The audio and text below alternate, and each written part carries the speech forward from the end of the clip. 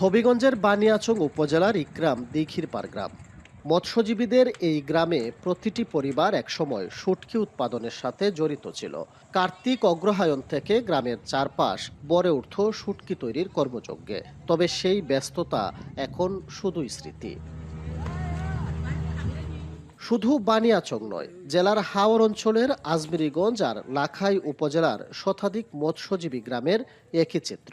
পরিবার ভিত্তিক শুটকি উৎপাদন এখন অনেকটাই সীমাবদ্ধ হয়ে পড়েছে।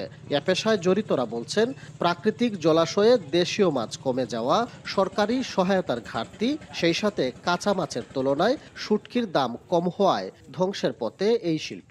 আমরা তো সরকার কোনো লোন টোন পাই না। আমরা তো কত এনজিও যে আছে তার থেকে আমরা কোনো সহযোগ চাইছি না, চাইলে কিছু পাইলাম না, আমরা চাইছি না। ব্যবসা নালি এবারে লোকসান আছে আমরা কিছু তো নেই জন্য, আর আমরা কিছু সাহায্য আমরা পাই না। আমরা মাছ কেনা বেচা করি, লসও আছি, লাভও কোনো কোনো খেপ হয়।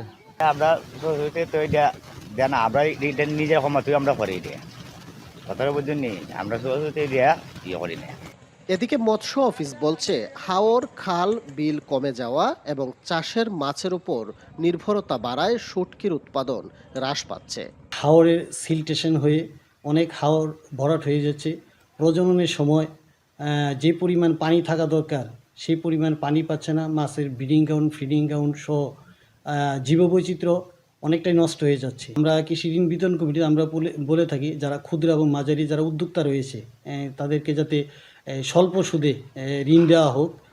সবশেষ 2023-24 অর্থ বছরে জেলায় শুটকির উৎপাদন হয়েছে মাত্র 1627 টন। কাজল সরকার, এখন হবিগঞ্জ।